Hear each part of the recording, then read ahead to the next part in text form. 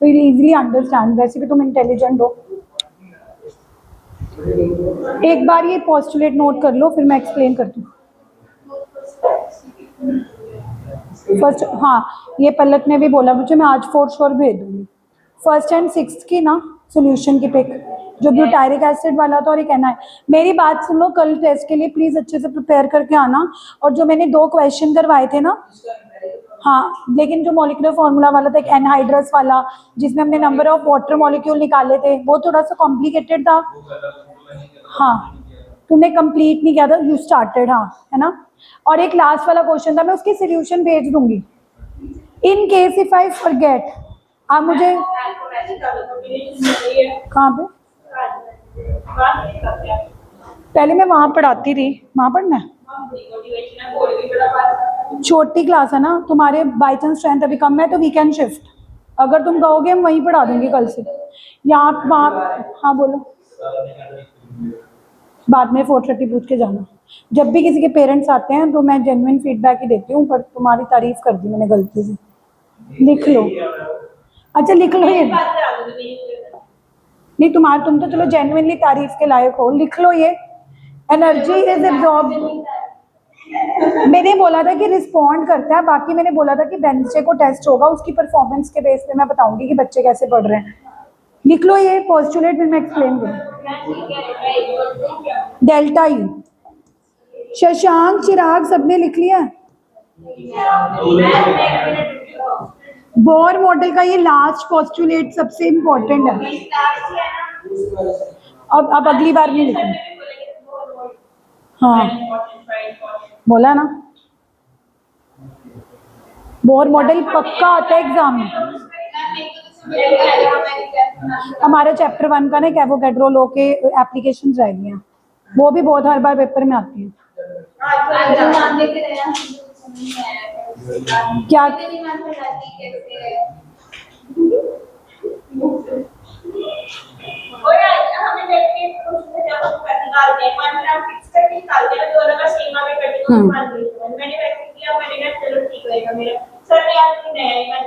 Sir ने into 100 से multiply करके परसेंटेज निकाली होगी, तो वो भी सही है। मैंने पहले भी बोला था कि अगर तुम इंटू 100 कर दोगे तो दोनों की परसेंटेज सेम आएगी। वो पता है सर ने क्या किया होगा, जैसे पीबी और ओ है तो पीबी के मास को डिवाइडेड बाय PbO2 करके इंटू 100 किया होगा। हाँ हाँ नहीं ऐसा तो पॉसिबल ही नहीं है। ऐड सिर्फ तब करते हैं जब तुम्हें एक कंपाउंड का लेड का अलग से दे रखा है, ऑक्सीजन का अलग से दे रखा है। बट परसेंटेज निकालने के लिए तुम्हें लेड ऑक्साइड मतलब पीबी और O2 का प्लस कर सकते हैं, लेकिन 2 डिफरेंट कंपाउंड में दोनों लेड का प्लस करने का वो तो कोई लॉजिक ही। Pb2O3 होएगा, एक PbO2। चलो फिर अच्छा ठीक है, 2 डिफरेंट थे फिर।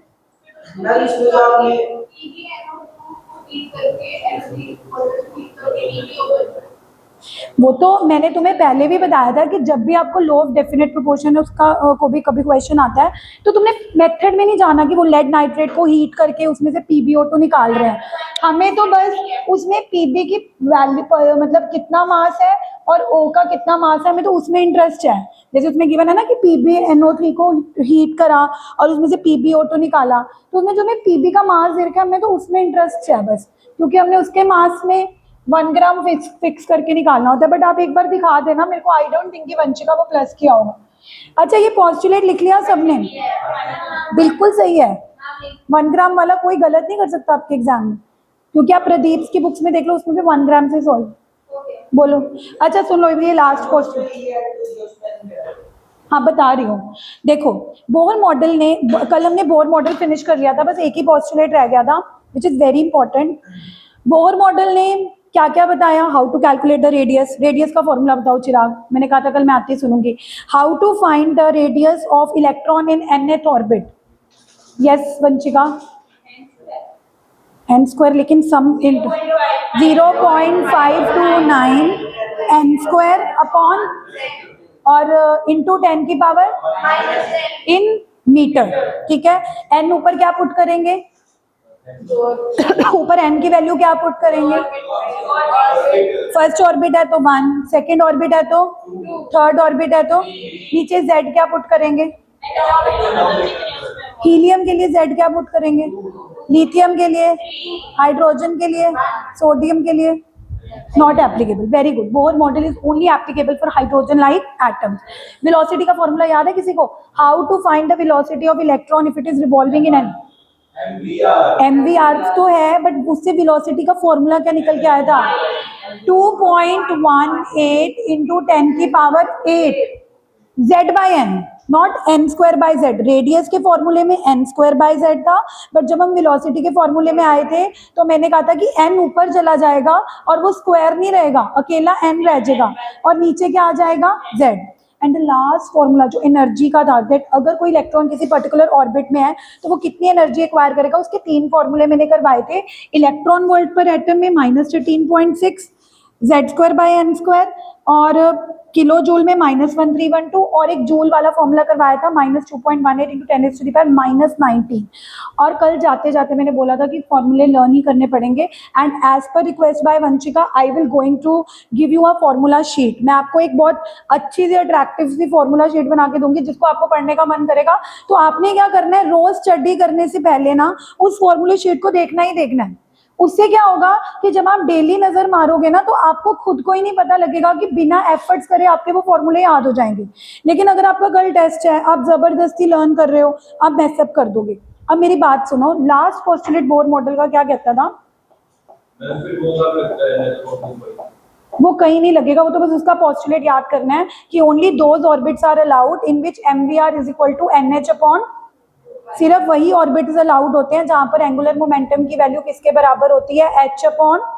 It could be 1 into H/2π, it could be 2 into H/2π. तो हमने जनरल पोस्टुलेट लिखना है, वो उसके ऊपर न्यूमेरिकल्स नहीं आएंगे.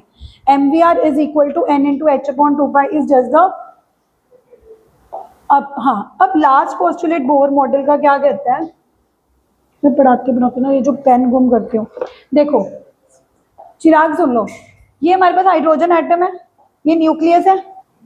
अच्छा येलो पेन यूज करना. ये फर्स्ट ऑर्बिट है, ये सेकंड ऑर्बिट है, ऐसे ये थर्ड ऑर्बिट है. अब नॉर्मली क्या होता है, इलेक्ट्रॉन हाइड्रोजन में कौन से ऑर्बिट में बैठा होता है? नॉर्मली इलेक्ट्रॉन हाइड्रोजन एटम में कौन से ऑर्बिट में बैठा होता है? फर्स्ट. क्योंकि इलेक्ट्रॉन लाइक हाइड्रोजन की कॉन्फ़िगरेशन क्या होती है? 1, एक इलेक्ट्रॉन है तो फर्स्ट ऑर्बिट में ही बैठा होगा. अब ना ध्यान से सुनना, जब वो फर्स्ट इलेक्ट्रॉन में बैठा है, अगर मैं आपको बोलूँ कि इसकी एनर्जी कैलकुलेट करो, आप कोई भी एक फॉर्मूला बता दो किलो जूल वाला, -1312 इंटू Z²/n² से निकाल लोगे किलो जूल पर मोल. अगर इलेक्ट्रॉन वोल्ट में निकालनी है तो -13.6 है वैल्यू, जूल में निकालनी है तो -2.18. अभी उसमें नहीं पढ़ते. मैं अगर मैं आपसे पूछूं कि गाइस इलेक्ट्रॉन इस ऑर्बिट में है तो इसकी एनर्जी कैसे निकालोगे, तो आपको जो भी एक फॉर्मूला याद होगा आप वो फॉर्मूला लगा दोगे. लाइक किलो जूल में क्या फॉर्मूला है? -1312 into Z²/n². Where n is 1, तो कोई वैल्यू आ जाएगी, एक बार निकालना. -1312, Z की वैल्यू 1, n की वैल्यू 1 किलो जूल पर मोल. अब यानी कि जब ये इलेक्ट्रॉन, जब बोहर ने कहा कि जब ये इलेक्ट्रॉन फर्स्ट ऑर्बिट में बैठा है इसकी एनर्जी -1312 है. अब मुझे एक बार सेकंड ऑर्बिट की निकाल के दिखाओगे? अभी हालांकि इलेक्ट्रॉन सेकंड ऑर्बिट में है नहीं, बट अगर मैं वैसे तुम्हें एक हाइपोथेटिकल वैल्यू पूछूं कि अगर ये सेकंड ऑर्बिट में होता तो इसकी वैल्यू क्या होती है, एक बार निकाल के दिखाओगे? हाँ बिल्कुल, एक बार वैल्यू निकाल के दिखाओ. Z तो अभी भी 1 है क्योंकि हाइड्रोजन के लिए ही निकाल रहे हैं, लेकिन नीचे चिराग अब n की वैल्यू क्या हो जाएगी? 2 का स्क्वायर तो कितनी आ जाएगी? -1321. What is the value? -320. ठीक है. अब मुझे कौन बताएगा कि सेकेंड ऑर्बिट में अगर इलेक्ट्रॉन की एनर्जी -328 है तो ये एनर्जी ज्यादा है कि सेकेंड ऑर्बिट की एनर्जी ज्यादा है? फर्स्ट ऑर्बिट में एनर्जी कितनी आ रही है? नेगेटिव में छोटा नंबर बड़ा होता है. नेगेटिव में छोटा नंबर क्या होता है? यानी कि इसका क्या मतलब है? बोहर ने कहा कि as long as electron is an orbit, जब तक इलेक्ट्रॉन एक ऑर्बिट में घूम रहा होता है तब तक तो उसकी एनर्जी फिक्स होती है. जैसे जब तक इलेक्ट्रॉन फर्स्ट ऑर्बिट में था तो उसकी एनर्जी कितनी थी? -1312. अब जैसे ही अगर आप इसको एनर्जी दोगे तो ये एक्साइट होके ऊपर चला जाएगा, क्योंकि ऊपर जाने के लिए इसको और एनर्जी चाहिए. अब ये कैसे प्रूव हो रहा है कि ऊपर जाने के लिए इसको एनर्जी चाहिए, क्योंकि आप देख लो ऊपर वाले ऑर्बिट्स की एनर्जी ज्यादा है। फर्स्ट ऑर्बिट की एनर्जी कितनी थी, -1312। सेकेंड ऑर्बिट की एनर्जी मैंने तुम्हें क्यों निकाल के दिखाई, ताकि तुम्हें खुद को पता है कि ऊपर वाले ऑर्बिट्स की एनर्जी क्या है, ज्यादा। ऊपर वाले ऑर्बिट्स की एनर्जी क्या है। तो यानी कि अगर आपको इलेक्ट्रॉन को एक्साइट करना है, अब एक्साइट करने का मतलब है ग्राउंड, फर्स्ट ऑर्बिट को ग्राउंड लेवल बोलते हैं। फर्स्ट ऑर्बिट को क्या बोलते हैं, एक्साइटेड लेवल। सेकंड भी हो सकता है, थर्ड भी हो सकता है, फोर्थ भी हो सकता है। मतलब मैं बता रही हूँ, देखो नॉर्मली जब इलेक्ट्रॉन हाइड्रोजन एटम में होता है तो वो फर्स्ट ऑर्बिट में पाया जाता है, ठीक है, वो उसकी ग्राउंड स्टेट होती है। वो क्या होती है। अब अगर आप इस एटम को एक्साइट करोगे, हीट करो, अब एक्साइट करने के दो तरीके होते हैं, या तो आप एटम को हीट कर दो या इलेक्ट्रिसिटी पास कर दो। अब जब भी एटम को किसी भी फॉर्म में एक्साइट किया जाता है, आइदर बाय गिविंग हीट और बाय इलेक्ट्रिसिटी, तो क्या होता है कि जो इलेक्ट्रॉन ग्राउंड लेवल में बैठा था वो एनर्जी एब्जॉर्ब करके ऊपर जाएगा। एनर्जी एब्जॉर्ब करके कहाँ जाएगा। अब डिपेंडिंग अपॉन उसको कितनी एनर्जी मिल रही है, वो सेकेंड ऑर्बिट में भी जा सकता है, थर्ड ऑर्बिट में भी जा सकता है, फोर्थ ऑर्बिट में भी जा सकता है। मान लो बाय चांस तुमने एग्जैक्टली उसको कितनी एनर्जी दी, पहले कितनी थी -1312, बाद में कितनी हो रही है, दोनों का डिफरेंस निकालना, -328 प्लस 1312, कितना डिफरेंस आ गया, 1312 -328, 1294। अब मान लो तुमने हाइड्रोजन को हीट किया, आप हीट कर रहे हो, आपने दी 1294 है, कितनी एनर्जी दी। अब जैसे इसको 1294 मिलेगी, देखो चिराग आपने इसको कितनी एनर्जी दी, 12, कितनी एनर्जी दी 12, तो ये ऊपर चला गया। अब जब इलेक्ट्रॉन सेकंड स्टेट में चला गया, इसको बोलेंगे अब हाइड्रोजन एटम एक्साइट हो चुका है। क्या हो चुका है, एक्साइट। अब तुम्हें पेपर में क्वेश्चन क्या आएगा, आपको क्वेश्चन ये आएगा कि इलेक्ट्रॉन फर्स्ट ऑर्बिट से सेकंड में जा रहा है, सारे फॉर्मूला देख लो, फर्स्ट ऑर्बिट से सेकंड में जा रहा है, फर्स्ट में से थर्ड में जा रहा है, एक मिनट, फर्स्ट में फोर्थ में जा रहा है, तो उसको कितनी एनर्जी एब्जॉर्ब करनी पड़ेगी। अब आप हर बार ऐसे थोड़ा करोगे कि फर्स्ट की एनर्जी निकालोगे, फिर फोर्थ की एनर्जी निकालोगे, फिर दोनों का डिफरेंस करोगे। हमने फॉर्मूला ही बना दिया। हमने कहा कि जब वो ऊपर N2 में होगा तो उसकी एनर्जी कितनी होगी, जब ऊपर वाले ऑर्बिट में होगा तो उसकी एनर्जी कितनी होगी, -1/N2²। जब पहले था तो उसकी एनर्जी कितनी थी, -1312 N1²। तो दोनों में से माइनस क्या ले लिया, कॉमन, तो अंदर क्या आ गया, 1/N2² -1/, यानी कि जो नॉर्मल आपने एनर्जी का फॉर्मूला पढ़ा है -1312/N², एक बार -1312 के नीचे N2² पुट कर दो, एक बार क्या पुट कर दो, एक बार क्या पुट कर दो, N1²। दोनों का डिफरेंस ले लोगे तो आपको पता लग जाएगा कि इलेक्ट्रॉन ने जब नीचे से ऊपर जाना है तो उसको कितनी एनर्जी एब्जॉर्ब करनी पड़ेगी। अगर किसी के दिमाग में आ रहा है कि मैम सीधा ही N2 की वैल्यू 2 पुट कर दो, हम 2 इसीलिए नहीं पुट कर सकते, हो सकता है क्वेश्चन में बोला हो कि इसने थर्ड ऑर्बिट में जाना है, किसमें जाना है, फिर N2 की वैल्यू आप कितनी पुट करोगे। और अगर क्वेश्चन में ऐसे हो कि वो ऑलरेडी सेकंड पर है और उसने फोर्थ पे जाना है, अब कोई बताएगा N1 और N2 क्या लेंगे, ऑलरेडी इलेक्ट्रॉन फर्स्ट पे नहीं है, सेकंड पे। अब N1 2 हो चुका है, N1 क्या हो चुका है, और उसने जाना कहाँ है, 4। तो जहां जाना होता है वो N2 होती है, जहां से जाना होता है वो होती है N1। यूजुअली N1 हम 1 लेते हैं, यूजुअली N1 हम क्या लेते हैं, बिकॉज नॉर्मली इलेक्ट्रॉन हाइड्रोजन में कौन से ऑर्बिट में होता है, या उसको क्या बोला जाता है कि electron is in its ground state, electron is in its, और उसके बाद वो जा कहाँ रहा है उसके लिए वो आपको क्वेश्चन में देखना पड़ेगा। अगर आपको क्वेश्चन में बोला है कि सेकंड ऑर्बिट में जाना है तो N2 की वैल्यू 2 पुट कर देना, अगर आपको बोला है कि थर्ड ऑर्बिट में जाना है N2 की वैल्यू 3 पुट कर देना। अब कई बार क्या बोलते हैं वो, ये बोलने की जगह ना कि इलेक्ट्रॉन फर्स्ट ऑर्बिट से सेकेंड में जा रहा है, फर्स्ट के बाद अगली कौन सी होगी, फर्स्ट के बाद इमीडिएटली अगली कौन सी होगी। कई बार ये बोलने की जगह ना कि इलेक्ट्रॉन सेकंड में जा रहा है, वो आपको बोलते हैं calculate the first excitation energy. अब बच्चा बोलता है कि मैम फर्स्ट एक्साइटेशन एनर्जी क्या हुई, ध्यान से सुनो, एकदम अगले वाले नहीं, एक्साइट के लिए तो कहीं भी जा सकता था ना, एक्सा, हाँ, जब फर्स्ट एक्साइटेशन लिखा होगा तो इसका मतलब वो 1 से इमीडिएटली कहां पे जा रहा है, सेकंड में। तो उस केस में N2 2 लेना, N1 क्या लेना, आई अगेन रिपीट, अगर तो क्वेश्चन में क्लियरली बोला होगा कि 1 से 2 जा रहा है फिर तो हर कोई कर लेगा, हर किसी को पता लग जाएगा कि N1 क्या लेना है 1, N2 क्या लेना है 2। कब बच्चों को कंफ्यूजन होती है N1 और N2 लेने में, जब क्वेश्चन में टर्म्स लिखी जाती हैं like calculate the first excitation energy, तो यूजुअली बच्चे मेरे से पूछते हैं कि मैम फर्स्ट एक्साइटेशन एनर्जी का क्या मतलब है। फर्स्ट एक्साइटेशन का एनर्जी का मतलब है कि वो फर्स्ट से सिर्फ उतना एक्साइट हुआ कि वो बिल्कुल अगले वाले लेवल पर गया, विच इज तो जब तुम्हें फर्स्ट एक्साइटेशन एनर्जी लिखी होगी तो तुम समझ जाओगे कि N1 क्या लेना है और N2 क्या लेना है। बट व्हाट अबाउट अगर सेकंड एक्साइटेशन एनर्जी लिखी हुई, तो N1 अभी भी 1 लेना है लेकिन N2 क्या लेना है सेकंड के बाद, अब वो कहाँ जाएगा, देखो 1 में तो वो है, इमीडिएटली सेकंड में जा रहा है तो वो कौन सी एक्साइटेशन एनर्जी है, फर्स्ट से थर्ड पे जाएगा तो कौन सी एक्साइटेशन एनर्जी है, फोर्थ पे जाएगा तो कौन सी एक्साइटेशन एनर्जी। लेकिन अगर लिख दिया कैलकुलेट द आयोनाइजेशन एंथैल्पी, अब आयोनाइजेशन एंथैल्पी होती है the energy required to remove the electron. Ionisation enthalpy वैसे चैप्टर 3 में आएगा, आई डोंट नो 10th तक तुमने ये टर्म सुनी हो। आयोनाइजेशन एंथैल्पी होती थी जब तुम इलेक्ट्रॉन को एटम से निकल के बाहर ही निकाल, उस केस में N2 इंफिनिटी ले लेना। अगर ये बोल दिया गया कि फर्स्ट एक्साइटेशन एनर्जी नहीं निकालनी, सेकंड एक्साइटेशन एनर्जी नहीं निकालनी, पर तुम्हें क्या लिखा हुआ कि कैलकुलेट द आयोनाइजेशन एंथैल्पी, क्या वर्ड लिखा हुआ आ गया। अब आयोनाइजेशन एंथैल्पी को याद करो कि आयोनाइजेशन एंथैल्पी होती थी the energy electron required to remove the electron, मतलब तुमने इलेक्ट्रॉन फर्स्ट में बैठा था उसको निकाल के बाहर ही निकाल दिया, बाहर मतलब कि अब आपको दिख ही नहीं रहा वो कौन से ऑर्बिट में है, तो इसका मतलब है कि N2 की वैल्यू क्या ले लेनी है, तो 0 हो जाएगा। फिर ये वाला फैक्टर 0 हो जाएगा ना, जैसे ही तुम N2 को इन्फिनिटी पुट करोगे, जपनीत है तो देखो जैसे ही N2 को इन्फिनिटी पुट करोगे तो 1/इन्फिनिटी क्या हो जाएगा, सॉल्व करना और इजी हो गया।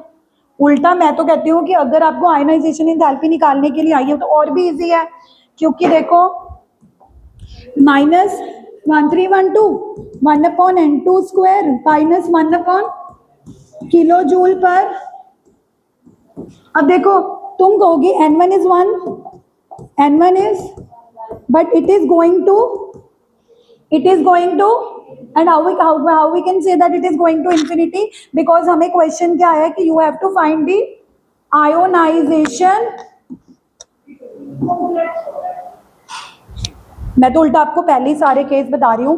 पोस्टुलेट ने तो सिर्फ इतना कहा कि जब इलेक्ट्रॉन अपर लेवल पर जाता है तो उसको एनर्जी एब्जॉर्ब करनी पड़ती है, और जब वापिस आता है तो उसको एनर्जी एमिट करनी पड़ती है। वो ऊपर जाने के लिए कितनी एनर्जी एब्जॉर्ब करेगा या नीचे आने के लिए कितनी एनर्जी एमिट करेगा, उसका मैंने आपको फॉर्मूला दिखाया कि अगर किलो जूल में निकालना है तो आगे क्या आ जाएगा माइनस, और इलेक्ट्रॉन वोल्ट में निकालना है तो आगे क्या आ जाएगा, क्योंकि मैंने आपको एनर्जी के भी कितने फॉर्मूले बताए थे, 3, एक जूल वाला, एक किलो जूल वाला और एक इलेक्ट्रॉन वोल्ट वाला।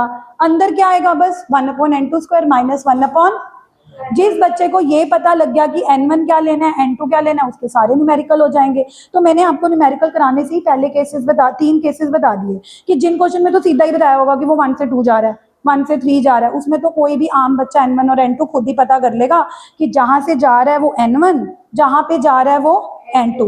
दूसरा केस ऐसे क्वेश्चन आते हैं जो बच्चों को N1 और N2 नहीं पता लगते, जब टर्म्स लाइक दिस लिखी होती हैं फर्स्ट एक्साइटेशन एनर्जी, वो भी मैंने आपको बता दी कि अभी पहली बार ही एक्साइट हो रहा है तो 1 से 2 में ही जाएगा, 1 से किस में जाएगा, सेकेंड टाइम एक्साइट हो रहा है तो 1 से कहाँ जाएगा 3 पे, है ना, तो आप अकॉर्डिंगली निकाल लोगे। लास्ट सेकेंड टाइम नहीं, मैं कह रही हूँ अगर उन्होंने बोला फर्स्ट एक्साइटेशन एनर्जी निकालो तो इस लाइन का मतलब होता है कि आपने सिर्फ उसको उतना एक्साइट किया है कि वो 1 से कहाँ जा पाया है इमीडिएट वाले में, फर्स्ट के बाद क्या आता है सेकंड, इतनी हीट प्रोवाइड करी है कि आप उसको सिर्फ कितना एक्साइट कर पाए हो कि वो 1 से कहाँ पे जा पाया है 2 पे, तो N2 की वैल्यू चिराग क्या होगी 2, N1 की वैल्यू क्या होगी। सेकेंड एक्साइटेशन एनर्जी का मतलब है कि तुमने सिर्फ उसको उतनी एनर्जी प्रोवाइड करी है कि वो 1 से कहाँ जा पाया है 3 पे। फोर्थ एक्साइटेशन एनर्जी हुई कि वो 1 से कहाँ जा पाए, वो आप करोगे समझो। लास्ट मैं बोल रही हूँ कि अगर सीधा ही बोल दिया आयोनाइजेशन एंथैल्पी निकालो, क्या निकालो, आयोनाइजेशन एंथैल्पी आपने 10th में कर रखी है, वैसे आईसीएसई वालों ने करी होगी, सीबीएसई वालों को बता देती हूँ। आयोनाइजेशन एंथैल्पी वैसे चैप्टर 3 में आएगी। जब इलेक्ट्रॉन घूम रहा होता है ना, the energy required to remove the electron, जैसे तुम्हें पढ़ाते नहीं थे कि अगर सोडियम है, सोडियम के पास कॉन्फ़िगरेशन क्या होती है 2,8,, अगर आप इसका बाहर वाला इलेक्ट्रॉन रिमूव ही कर दो तो ये Na पॉजिटिव बन जाएगा। तो ये इलेक्ट्रॉन रिमूव करने के लिए जो एनर्जी हमें देनी पड़ती थी उसको बोलते थे आयोनाइजेशन एंथैल्पी। अब इन न्यूमेरिकल्स में इसका मतलब ये होगा कि अगर तुम आयोनाइजेशन एंथैल्पी निकालने के लिए बोल रहे हैं, इसका मतलब तुमने इलेक्ट्रॉन को पकड़ के बाहर ही निकाल दिया। बाहर निकाल दिया तो वो कौन से ऑर्बिट में गया? इन्फिनिटी में। तो उस केस में n1 तो 1 लेना है, बट n2 क्या हो जाएगा? ठीक है, तो ये पॉस्टुलेट तो तुमने लिख ही लिया। अब तुम ये क्वेश्चंस करके देखो, अब तुम्हें खुद इजी लगेगा क्योंकि मैंने तुम्हें पहले ही बता दिए। लिखो जरा एक क्वेश्चन, फिर खत्म हो गया Bohr model. Calculate the first excitation energy, calculate the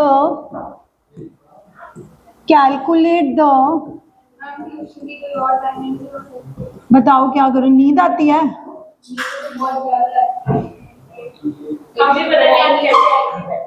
नींद आ रही है? जिस दिन नींद आती है ना आज तो तुम ठीक लग रहे हो। कल कैसे मोटिवेट हो रहा? मैं भी करा समझ आ रहा था है? तो फिर समझ आ रहा होगा, तो फिर लग रहा होगा कि आ रहा है। यही चीज होती है, जब तुम कोई चीज पढ़ते हो और तुम्हें कहीं और आती है, तुम्हें लगता नहीं तुम्हें आ रहा है। ये एक अच्छा वे है मोटिवेट होने। कैलकुलेट द, बताओ कब करूं? ऑफ इलेक्ट्रॉन, यार सुबह सुबह कर लें, 7 to 8 अर्ली मॉर्निंग, खत्म काम। 8 से 9 कर लो, फिर स्कूल हो।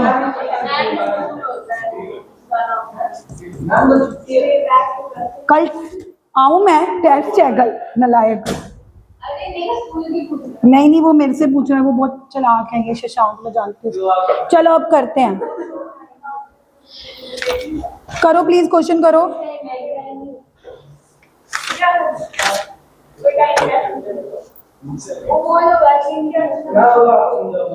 हाँ, क्या निकालनी है? First excitation. तो फॉर्मूला क्या था? Delta E is equal to -13 1 upon n2 square upon kilo joule पर। सबसे पहले तो फॉर्मूला लिखो, चाहे इलेक्ट्रॉन वोल्ट वाला लिख लो चाहे किलो जूल वाला लिख लो, बट एक याद कर लो जो भूलो नहीं। ये ना हो कि ना इलेक्ट्रॉन वोल्ट वाला याद रहे। इलेक्ट्रॉन वोल्ट में नंबर क्या है? -13.6। इलेक्ट्रॉन वोल्ट का फॉर्मूला क्या है? -13 किलो जूल में फॉर्मूला क्या है? देखो करना तो याद ही है। अगर दोनों साइमल्टेनियसली नहीं याद होते, भी कल तो हमारा एग्जाम है, एटलीस्ट एक याद कर लो कि किलो जूल में फॉर्मूला है -1312। हाँ, तेरे को मैं अकेले पौने 6 पढ़ा दूंगी, तो पहले इधर बता। फर्स्ट एक्साइटेशन एनर्जी का मतलब क्या है ये बताएगी मेरे को बन्नत। फर्स्ट आयोनाइज एक्साइटेशन एनर्जी का क्या मतलब है? हाँ देखो कैसे बताया 4 बार। ये न्यूक्लियस है, ये इलेक्ट्रॉन बैठा है, ये कौन सी स्टेट है? Ground state. आपने एक्साइट करके 1 से कहाँ भेजा? जब आप उसको फर्स्ट,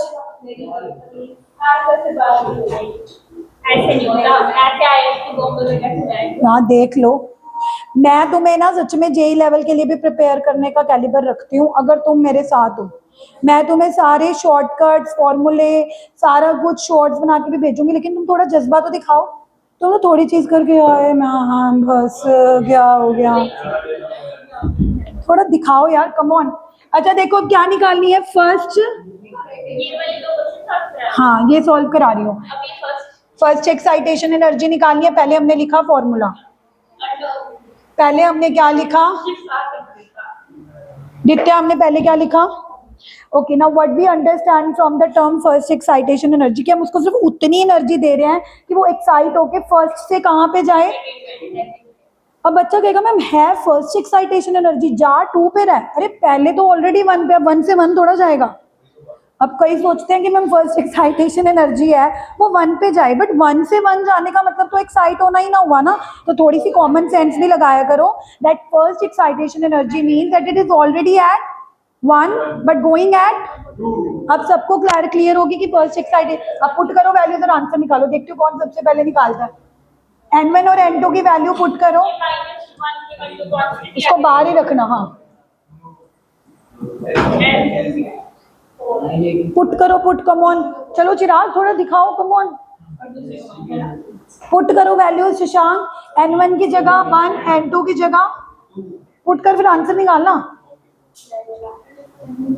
और एक क्वेश्चन पक्का आएगा ये वाला, इस पे 5 स्टार मार्क कर लेना। कितना आ रहा है?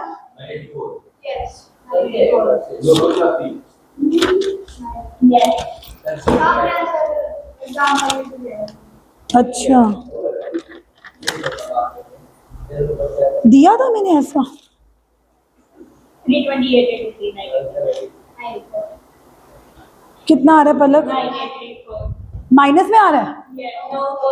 पॉजिटिव कितनी देनी पड़ेगी? 984 किलो जूल पर। इलेक्ट्रॉन देगा नहीं, ये हम देंगे उसको ऊपर भेजने के लिए। एक्साइट कौन करता है? पता कैसे लगता है वो कौन सी शेल में है? ऐसे मतलब प्रैक्टिकली कौन सी शेल में है ये कैसे पता लगेगा? इसके लिए होती हैं स्पेक्ट्रोस्कोपिक टेक्निक्स, बहुत सारी टेक्निक्स होते हैं। उसे क्यों लेके जाना चाहेंगे ये शेल में? वेरी गुड क्वेश्चन कि हम हाइड्रोजन को एक्साइट क्यों करते हैं। आगे हम पूरा का पूरा हाइड्रोजन एटम का स्पेक्ट्रा पढ़ेंगे, जिसमें हम पढ़ेंगे कि क्यों एक्साइट किया जाता है। I tell you, spectra atoms को एक्साइट इसीलिए किया जाता है, it acts as a fingerprints of atoms. जैसे कई बार क्या होता है कि जब इंसानों की पहचान करनी होती है तो हम फिंगर प्रिंटिंग टेक्निक यूज करते हैं ना। ऐसे जैसे कई बार क्या होता है कि मान लो मैं इसमें एक गैस भर दूं, but that atom is unknown, तुम्हें पता ही नहीं है कि वो हाइड्रोजन है कि हीलियम है, तो हम ना उसको एक्साइट करते हैं। अब आगे जाके तुम्हें पता लगेगा कि जब हाइड्रोजन को आप एक्साइट करते हो तो वो ऊपर तो चला जाता है। अब मैं तेरी आंसर बात का जवाब कर रही हूँ कि एक्साइट करना क्यों है, लेकिन जब वो वापिस आता है ना तो वो कुछ रेज एमिट करता है। जिससे हमें पता लगता है। हाँ, जब वो ऊपर गया था तो उसने एनर्जी एब्जॉर्ब करी थी, अब जब वो वापस आएगा तो वो उतनी एनर्जी को क्या करेगा? एमिट। ये रूल होता है। मान लो तुमने ऊपर जाने के लिए 200 एनर्जी उसको दी, तो जब वो वापस आएगा तो वो उतनी 200 एनर्जी क्या करेगा?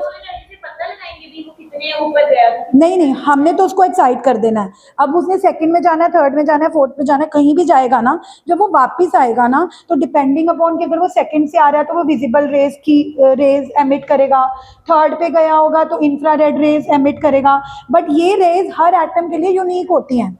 ये रेज हर एटम के लिए क्या होती हैं? यानी कि मुझे ऑलरेडी पता है कि अगर ये रेज निकलेंगे तो ये हाइड्रोजन ही होगा।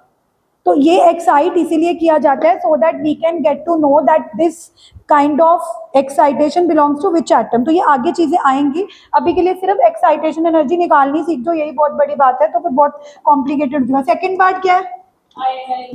अभी अभी मैं तुम्हें ऑलरेडी बता चुकी हूँ कि जब भी हमें आयोनाइजेशन एंथैल्पी निकालनी है, मतलब मेरे स्टूडेंट तो ऐसे होने चाहिए न्यूमेरिकल में पहले इसकी डेफिनेशन लिख के आए कि टीचर इंप्रेस ही हो जाए। आयोनाइजेशन एंथैल्पी का मतलब क्या है? Energy required to remove the electron from the atom। इससे तुम्हें ये पता लग गया कि हमें तो इलेक्ट्रॉन को 1 से उठा के बाहर ही फेंक देना है। आयोनाइजेशन एंथैल्पी का क्या मतलब है चिराग? तेरे लिए लिखी है मैंने डेफिनेशन। एनर्जी नहीं, ये पूछ रहा था ना, what is energy? Energy required to remove the electron. अब तुम्हें पता है इसकी जो एक्चुअल डेफिनेशन है वो है फ्रॉम आइसोलेटेड एटम। हाँ, तो अब इसका मतलब क्या है कि अगर तुमने बाहर ही निकाल दिया तो मतलब वो कहाँ गया? 2 पे गया, 3 पे गया, 4 पे गया, कहाँ गया? तो उसके लिए N2 क्या लोगे? मतलब जो चीज हमें पता ही नहीं होती कि वो कहाँ गया, वो हम क्या ले लेते हैं, है ना। And so many students will not do this question because उनको पता ही नहीं लगेगा कि मैम निकालना क्या है। अच्छे अच्छे बच्चे क्वेश्चन सॉल्व नहीं करके आते। अब बस करो सॉल्व, पुट करो formula. Minus N2 square minus N1 square is equal two kilo joule पर। what will I take N2? Very good, 1 upon infinity. What will take N1? What is 1 upon infinity? 1 upon infinity is not infinity. 1 upon infinity is, which will make our calculation even easier, क्योंकि ये part तो 0 ही हो गया, तो minus minus plus 1312 kilo joule पर mole is the answer of B part. चलो, so with this we complete with the Bohr model, but there are few numericals जो आपको खुद प्रैक्टिस करने चाहिए। ऑलमोस्ट खत्म हो गए। पहला कौन सा था? थॉमसन। थॉमसन के बाद क्या आया? रदरफोर्ड। रदरफोर्ड के बाद क्या आया? बोहर। बोहर के बाद बोहर की भी कुछ लिमिटेशंस थी, ओके, वो मैं आपको लिमिटेशंस कराऊंगी। अब लिमिटेशन करने से पहले थोड़ा सा इजी वाला पार्ट कर लेते हैं, क्योंकि मुझे पता है थोड़ा आपके लिए काफ़ी सिर से ऊपर जा रही हैं चीज़ें। तो आज मैं आपको थोड़ा सा इजी चीज़ कराने वाली हूँ। एक मिनट, यहाँ नोटबुक पड़ी थी।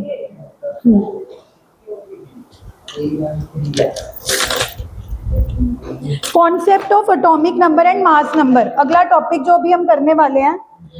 बिफोर वी डू कि Bohr model was very successful, although Bohr model कितना सक्सेसफुल रहा, उसने ये बताया वाई एटम इज स्टेबल, क्यों इलेक्ट्रॉन न्यूक्लियस के अंदर नहीं गिरते, क्योंकि जब वो घूम रहे होते हैं एक उनको आउटवर्ड फोर्स लग रहा होता है और एक जो इलेक्ट्रॉन को गिरने नहीं देता। What was the outward force मन्नत? सेंट्रीफ्यूगल। और इनवर्ड वाला कौन सा था? होता सेंट्रीपिटल है, बट इस केस में जो इलेक्ट्रॉन को अंदर कौन खींच रहा है? Nucleus. Positive attract which is electrostatic force. उसके बाद बोहर मॉडल ने ना सिर्फ रेडियस कैलकुलेट करने का फॉर्मूला दिया, वेलोसिटी कैलकुलेट करने का फॉर्मूला दिया, ना सिर्फ इसने हमें एनर्जी कैलकुलेट करने के लिए बताई। सो although it was very successful, दो इट हैड सम लिमिटेशंस। अब बोहर मॉडल की लिमिटेशंस को दूर किया क्वांटम मैकेनिकल मॉडल ने। जो आप पूछ रहे थे चिराग, उसका आंसर है क्वांटम मैकेनिकल मॉडल, जो बिल्कुल सक्सेसफुल है आज की डेट में। लेकिन ऐसा नहीं हुआ था कि बोहर मॉडल आज फेल हुआ और अगले दिन क्वांटम मैकेनिकल मॉडल आ गया। चीजें ओवरनाइट नहीं होती, बहुत सारी डेवलपमेंट्स हुई, क्वांटम फिजिक्स आई, है ना। आज तक ये सोचा जाता था कि इलेक्ट्रॉन पार्टिकल है, अब सोचा जाने लगा कि इलेक्ट्रॉन इज अ वेव। तो ये सारी थ्योरीज पढ़ने से पहले आज मैं आपको थोड़ा सा लाइट सा टॉपिक करवाऊंगी, बिकॉज वो भी इंपॉर्टेंट है। Concept of atomic number and mass number. Concept of atomic number and, किसको पता है what is atomic number and what is mass number? What is the difference? अगर मैं आपको ये एक एलिमेंट दे रही हूं तो जो नीचे लिखा होता है वो किसको रिप्रेजेंट करता है? एटॉमिक नंबर को। और जो ऊपर लिखा होता है वो किसको रिप्रेजेंट करता है? So what is Z? साथ साथ लिख भी सकते हो आप, Z is atomic number and what is a? Mass number. और एटॉमिक नंबर किसके इक्वल होता है? एटॉमिक नंबर किसके इक्वल होता है? Number of protons. नहीं, लेफ्ट पे लिखो। जब आप सोडियम लिखते हो ऐसे ही लिखते हैं, तुम राइट साइड लिखते हो। हमने लिखा ही नहीं है। तू तेरे 92% आया, तू बता। मैं तो देखो ऐसे लिखवाती हूँ, बट नहीं। हाँ, मतलब मैं ये कह रही हूँ कि वो सीबीएसई और आईसीएसई का फर्क हो। 8% से ही कट ऑफ रहती है। एटॉमिक नंबर, चलो कोई ना, कोई फर्क नहीं पड़ता। एटॉमिक नंबर कैसे निकालते हैं? नंबर ऑफ प्रोटॉन और नंबर ऑफ, और मास नंबर कैसे निकालते थे? नंबर ऑफ, प्लीज लिख लो फॉर्मूले। Chirag, I am going to check that whether you are writing और नॉट। अब मास नंबर का सिंबल क्या होता है? नंबर ऑफ प्रोटॉन की जगह मैं जेड लिख सकती हूँ। तो यहां से नंबर ऑफ न्यूट्रॉन्स के आगे ए माइनस जेड। ये बहुत इजी चीजें हैं, फिर भी अगर तुम्हें पूछना पूछ लो। मैंने क्या किया, मास नंबर की जगह ए लिख दिया और नंबर ऑफ प्रोटॉन्स की जगह जेड लिख दिया। तो नंबर ऑफ न्यूट्रॉन्स को निकालने का फॉर्मूला होता है ए माइनस जेड। यानी कि अगर आप ऊपर वाली वैल्यू में से नीचे वाली वैल्यू को माइनस कर दोगे तो आपके पास नंबर ऑफ न्यूट्रॉन्स आ जाएंगे। नंबर ऑफ इलेक्ट्रॉन और नंबर ऑफ प्रोटॉन तो नीचे वाली वैल्यू ही होगी। अगर नंबर ऑफ प्रोटॉन निकालने हैं या नंबर ऑफ इलेक्ट्रॉन निकालने हैं वो तो जेड ही है। न्यूट्रॉन निकालने के लिए वंशिका क्या करना है? ए माइनस, मतलब mass number minus atomic number, ठीक है। उसके बाद the next concept is of isotopes, isobars. हाँ पूछो।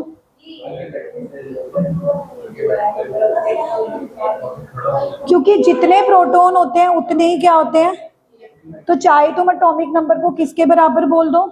नंबर ऑफ चाय किसके बराबर बोल दो, but it is only applicable for atom, क्योंकि जैसे वो आयन बन जाएगा, जैसे ही एटम किस में कन्वर्ट हो जाएगा, फिर इलेक्ट्रॉन बदल जाएंगे, इसीलिए क्या है इसका मास नंबर का सिंबल, जैसे 23A है, मास नंबर में से क्या करना मास नंबर हाँ मतलब अगर मेरे को इसमें नंबर ऑफ न्यूट्रॉन निकालने हो सोडियम में से तो 23 माइनस 11, इलेक्ट्रॉन माइनस हाँ। अब मैंने बोर्ड पे 3 टर्म्स लिखी हैं, कौन जिसको आती है बताओ, क्योंकि ये सब 10th में करा हुआ है। What are isotope, don't talk. जो जिनके same molecular compound having same structure formula but different molecular formula. वो तो आइसोमर्स होते थे, isotopes atoms of same element with same atomic number but different, hydrogen 1 hydrogen 1 hydrogen 1, mass number 1 भी होता है 2 भी होता है, और आइसोटोप्स एटम सेम एलिमेंट के हैं, एटम्स क्या है, अब सेम एलिमेंट क्या है तो एटॉमिक नंबर भी क्या होएगा, सेम, बट उनका मास नंबर क्या है, बट ऐसे कैसे हो सकता है कि जब वो सेम एलिमेंट के एटम है, हाँ इनका नंबर ऑफ प्रोटॉन सेम है, इनके अंदर नंबर ऑफ प्रोटॉन सेम है, लेकिन इन तीनों में न्यूट्रॉन अलग अलग है, इसमें न्यूट्रॉन होता ही नहीं, इसमें एक न्यूट्रॉन आ जाता है, इसमें 2 न्यूट्रॉन आ जाते हैं। Just for adding your knowledge, अगर किसी के दिमाग में क्वेश्चन आ जाए कि ma'am how is it possible when they are atoms of same element, तो उनका मास नंबर क्यों डिफर कर रहा है, क्योंकि कभी कभार न्यूट्रॉन्स अलग अलग हो सकते हैं, ऐसा हाइड्रोजन भी पॉसिबल होता है जिसके अंदर न्यूट्रॉन होते ही नहीं, तो उसका मास नंबर कितना आता है, 1। एक ऐसा हाइड्रोजन भी पॉसिबल है जिसके अंदर एक न्यूट्रॉन आ जाता है, तो एक प्रोटॉन और एक न्यूट्रॉन, मास क्या हो गया। कोई और एग्जाम्पल पता है आइसोटोप्स के, वेरी गुड, क्लोरीन, क्लोरीन का एक 17 एटॉमिक नंबर है, मास 35 भी होता है, 35.5 भी होता है, 37 भी होता है, हाँ 35.5 तो उसका एवरेज हो गया, एक है एवरेज हो गया ना, हाँ वो एवरेज हो गया, तो 2 आइसोटोप्स के एग्जाम्पल क्लियर है। अब आइसोबार्स क्या होते थे,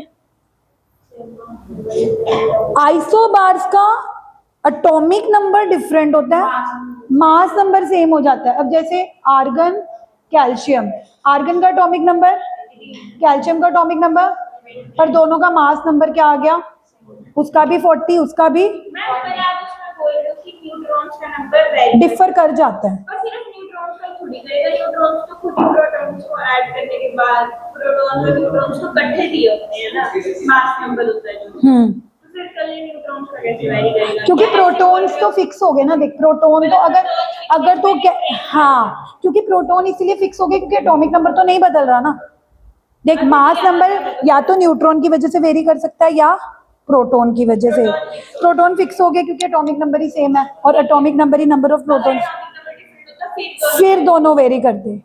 हाँ जी, फिर हम कलेक्टिवली बोलते हैं कि मास नंबर वेरी कर रहा है। अब हम पर्टिकुलरली बोल सकते हैं कि वो किसकी वजह से वेरी कर रहा है, because of number of neutrons, not because, hello लड़ क्यों रहे हो, अच्छा ये बताओ आइसोबार, अरे बताओ आइसोबार क्या होते हैं, आइसोबार का सेम क्या है, अच्छा पहले ऊपर का क्या सेम था, सेम पर डिफरेंट क्या था, mass number which is due to different number of neutrons, which is due to different number of, second में एटॉमिक नंबर डिफरेंट है, different atomic number but same, और ये कोइंसिडेंटली हुआ है, इसका कोई लॉजिक नहीं है। हाँ ये अगर तुम कहोगी मैम जब ये अलग है तो इनका मास नंबर सेम कैसे हो गया, अब ये और ये अलग है, दोनों का वेट सेम हो ही सकता है, 2 गर्ल्स या 2 बॉयज अलग अलग होते हैं, अलग फैमिली के होते हैं, उनका वेट सेम नहीं हो सकता, तो ये चीजों का कोई लॉजिक नहीं, तो कोइंसिडेंट है कि आर्गन और कैल्शियम का by chance number of sorry mass number क्या आ गया। अब आइसोटोन्स, आइसोटोन क्या होते हैं, आइसोटोन का ना तो एटॉमिक नंबर सेम होता है ना ही मास नंबर सेम होता है, बट जब मास नंबर में से एटॉमिक नंबर माइनस करके नंबर ऑफ न्यूट्रॉन निकालते हैं वो सेम आ जाते हैं। एग्जाम्पल देखो, कार्बन 14 वाला, नाइट्रोजन भी 14 वाला और ऑक्सीजन 16 वाला, नहीं ऑक्सीजन, हाँ व्हाट इज कार्बन, सॉरी ये लेक्चर स्टार्ट इधर कर।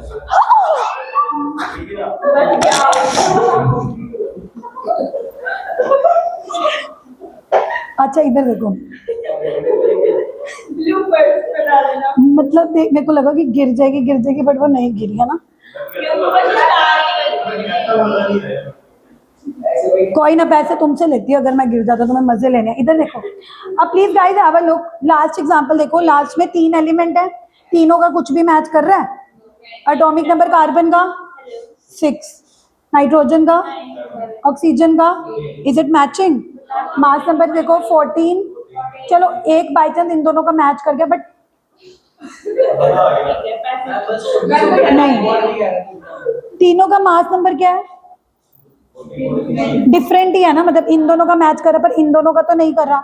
अब लेकिन इन दोनों को माइनस करना, 14 माइनस 6 और ये 8 क्या आ रहे हैं? नंबर ऑफ, ये नंबर ऑफ माइनस करके आ क्या रहे हैं? Number of.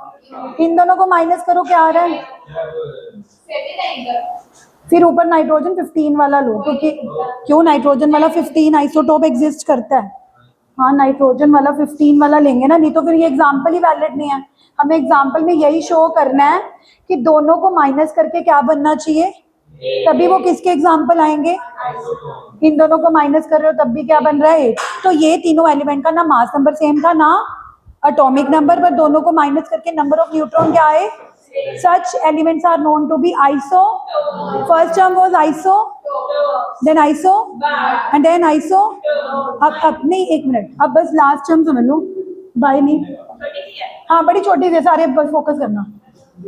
मैं ना कुछ स्पीशीज लिख रही हूँ चिराग, इनके अंदर इलेक्ट्रॉन निकालने हैं आपने।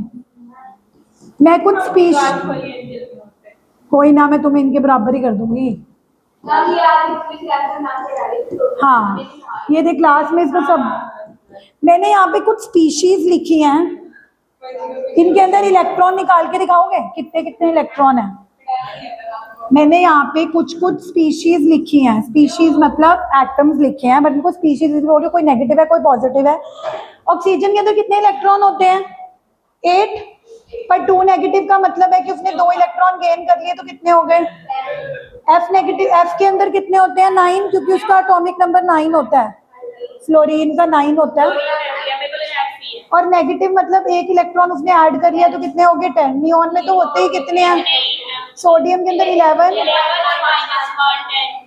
एमजी के अंदर 12 होते हैं, aluminium. So what did you conclude कि ये सारे स्पीशीज के अंदर सेम नंबर ऑफ इलेक्ट्रॉन आ रहे हैं। Such species are known as iso. ये तो चलो कोई भी बच्चा या कोई भी टीचर पढ़ा देगा कि आइसो इलेक्ट्रॉनिक स्पीशीज क्या होते हैं। एनी एटम और पॉजिटिव आयन और नेगेटिव आयन जिसके अंदर नंबर ऑफ इलेक्ट्रॉन सेम आते हैं, जैसे अभी तुमने खुद ही कैलकुलेट करा कि सेम आ रहे हैं। अब मैं यहाँ पे ना तुम्हें एक ट्रिक बताने वाली हूँ, जो ट्रिक आपके बहुत काम आएगी। That trick is only applicable for isoelectronic species Ditya, कि size of an atom is inversely proportional to its atomic number. यानी कि आपको क्वेश्चन आएगा कि arrange this isoelectronic species on the basis of their size.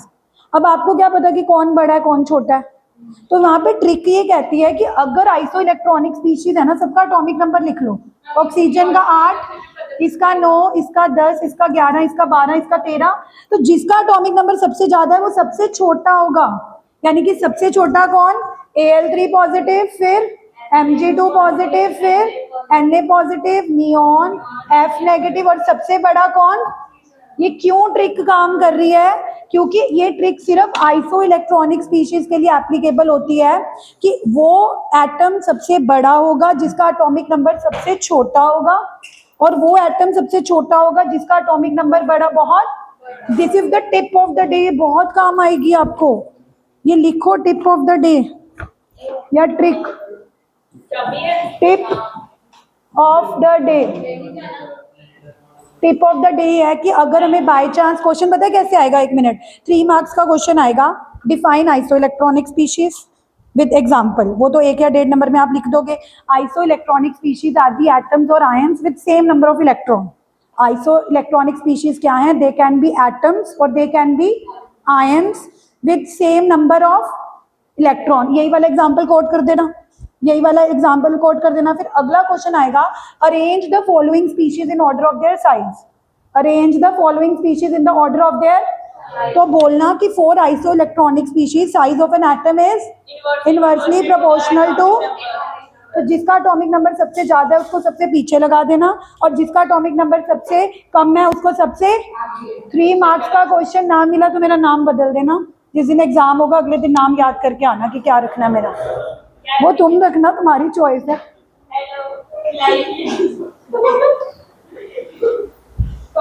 Time ये पागल तो नहीं बना रही? टाइम कितना हुआ अभी? ठीक है, चुनना बहुत बताते हो तुम।